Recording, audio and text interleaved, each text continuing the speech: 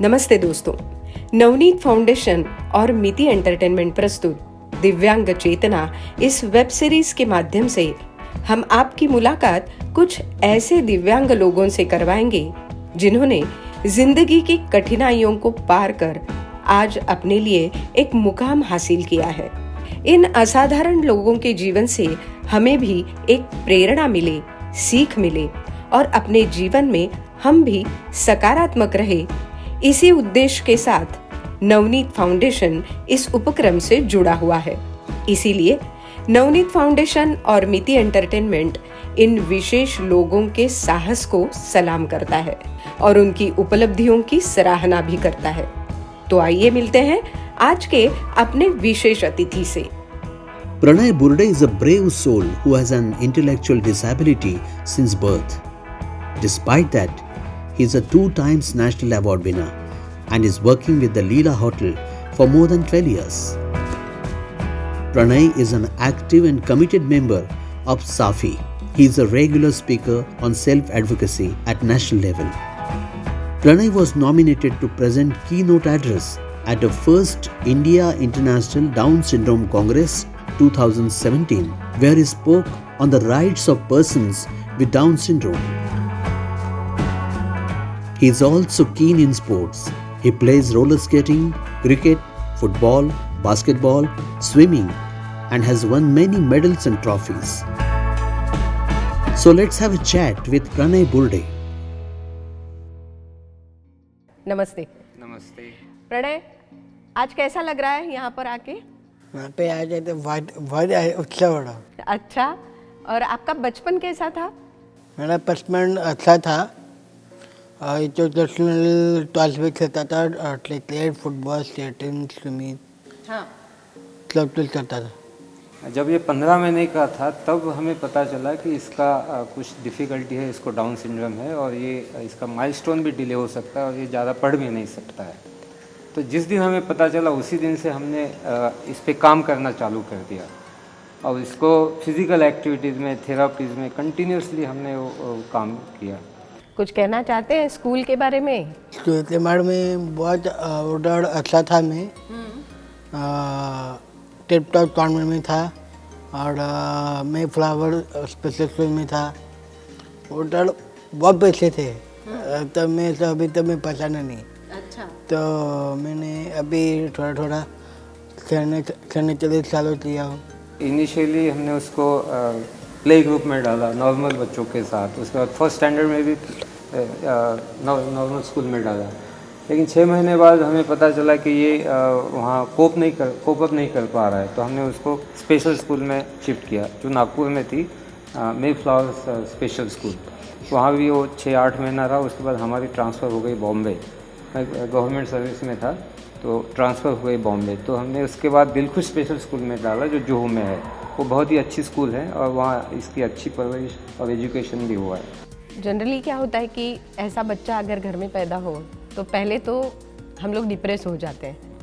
तो मुझे ऐसे पूछना है आपको कि आपके घर में जब आपको ये पता चला तो पहली आपकी रिएक्शन क्या थी?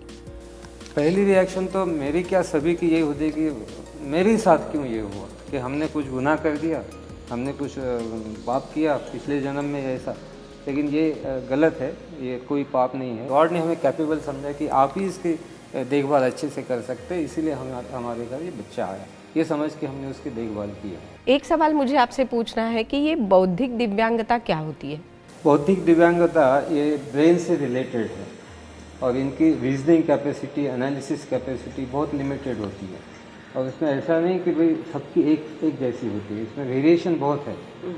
जैसे जिसका IQ 20 है वो प्रोफाउंड इंटेलेक्चुअल डिसेबिलिटी, बौद्धिक दिव्यांगता होती है, और जिसका 50 से ऊपर है, 55, उसकी बौद्धिक दिव्यांगता मतलब अच्छी होती है, कैपेसिटी अच्छी होती है।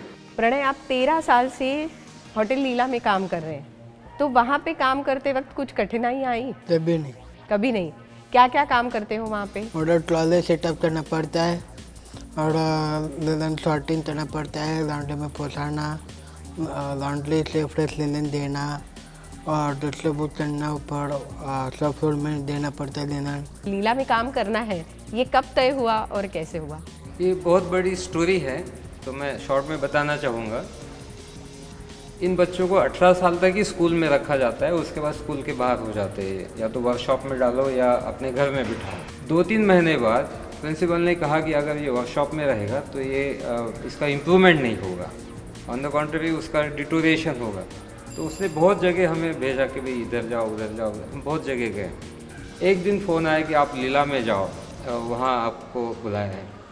और वहाँ के HR मैनेजर थे, उन्होंने कहा कि ठीक है कल से आओ आप। मतलब उन्होंने टेस्ट कर लिया इसकी कैपेसिटी क्या है, काम क्या कर सकता है।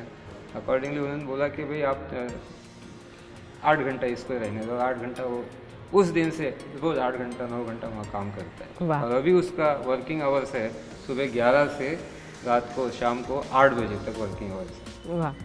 प्रणय, आपको जो राष्ट्रीय पुरस्कार मिला वो किन की तरफ से मिला और किस बारे में मिला? एक प्रणब मुखर्जी थे, वो प्रेसिडेंट थे, इससे हाथ से बेस्ट एम्प्लॉय में अवार्ड मिला हुआ है। और 2017 में रामनाथ कोविंद से प्रेसिडेंट होते हाथ से रोल मॉडल मिला था। वो 14 में इसको जो अवार्ड मिला है एज बेस्ट एम्प्लॉय, और 17 में जो मिला है वो एज रोल मॉडल। बिल्कुल। और दोनों अवार्ड राष्ट्रपति के द्वारा दिए जाते हैं। और एक इंटरनेशनल अवार्ड के बारे में जो है, डाउन सिंड्रोम इंटरनेशनल एक इंटरनेशनल ऑर्गेनाइजेशन है, वो हर 4 साल में कॉन्फ्रेंस अरेंज करती है और हर साल world down syndrome day award declare करती है। तो इसको 2014 में अवार्ड डिक्लेयर हुआ था, और जो डाउन सिंड्रोम कांग्रेस है वो 2015 अगस्त में चेन्नई में ऑर्गेनाइज किया था। तो उस समय इनको अवार्ड प्रेजेंटेशन किया गया था। तो माता पिता को आज क्या कहना चाहेंगे? अभी है इतना किए मम्मी पापा ने, बहुत किए, मैं बोल नहीं पाड़ा। लेकिन तुम्हारी मेहनत भी है उसके साथ साथ। मैंने भी किया, मम्मी पापा ने भी। बिल्कुल बिल्कुल। मैं तो बोल नहीं पाड़ा, बहुत किए। प्रणय जो भी काम कर रहा है आज, तो लोगों की क्या प्रतिक्रिया होती है? पहली प्रतिक्रिया तो ये होती है कि ये कैसे काम कर सकता है। ये बच्चे नॉर्मली काम करना मतलब बहुत डिफ़िकल्ट होता है इनके लिए, क्योंकि पेरेंट्स से उनको प्रोत्साहन नहीं मिलता। हर पेरेंट ये सोचता है कि हमारा बच्चा कुछ नहीं कर सकता, लेकिन ये जब करने लगा है, अब 13 साल हो गए हैं इसको, 13 साल होने वाले 2 महीने बाद, तो ये देखकर उनको रियली सोचते हैं कि भाई उनके लिए सरप्राइज़ है, ये कैसे कर सकता है। और एक बात पूछनी है कि ऐसे बच्चों को रोज़मर्रा की ज़िंदगी में जो भी काम करना है वो कुछ सिखाना पड़ता है, या बाहर जाकर वो कैसे काम करे, ये ट्रैवल कैसे करे, ये सारी बातें जो है वो आपने कैसे सिखाई? देखिए, एम्प्लॉयमेंट, जहाँ तक ओपन एम्प्लॉयमेंट का सवाल है, इसकी शुरुआत स्कूल से ही होनी चाहिए। उसको इंडिपेंडेंट लिविंग बातें सिखाना, और उसके बाद मनी कंसेप्ट, फंक्शनल एक्टिविटीज सिखाना, नंबरिंग, थोड़ा सा मैथ सिखाना, ये बहुत ज़रूरी है। इसके अलावा उसको फिज़िकल एक्टिविटीज़ में रखना, ये बहुत ज़रूरी है। ये स्कूल से अगर शुरुआत होती है तो आगे चल के तकलीफ नहीं होती। अगर स्कूल में ये नहीं हुआ है और पेरेंट्स ने ध्यान नहीं दिया है तो आगे बच्चे कुछ कर नहीं पाएंगे। एक कहावत है ना कि whatever we listen we forget, whatever we see we remember, whatever we do we learn. तो ये प्रिंसिपल यहाँ अप्लाई होता है। अब ये कहावत 2000 साल पहले की है और ये आज भी लागू है हमारे बच्चों के लिए। इनको जिम्मेदारी दो, उनका काम अपने आप करने दो, उनके काम में इंटरफेयर मत करो, उनको डिसीजन लेने की जिम्मेदारी दो, उनको अपना काम करने के अलावा बहुत सारी बात है कि उनको करने दो। मुझे लगता है कि ये बहुत बड़ी और महत्वपूर्ण बात है। जिन घरों में ऐसे बच्चे हैं उनके माता पिताओं ने ये बात ध्यान में रखनी चाहिए और उनको सेल्फ डेवलपमेंट, जो खुद की डेवलपमेंट है वो खुद करने के लिए उनको उद्युक्त करना चाहिए। अच्छा, आज समाज को क्या कहना चाहते हैं, लोगों को क्या कहना चाहते हैं?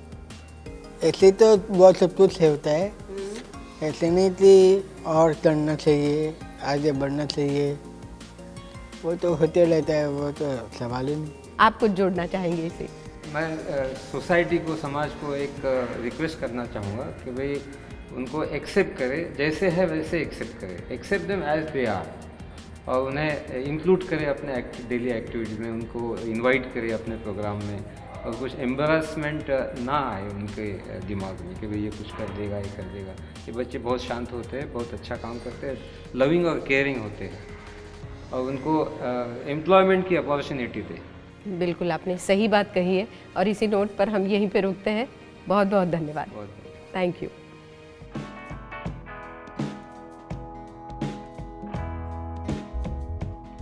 मेरा फेवरेट तो कभी रेड होता है. मेरा बचपन का दोस्त था आदित्य बोलते, आदित्य सुब्रमण्यम. सलमान खान, अक्षय कुमार, शाहरुख खान, इमरान हाशमी. कैपेसिटी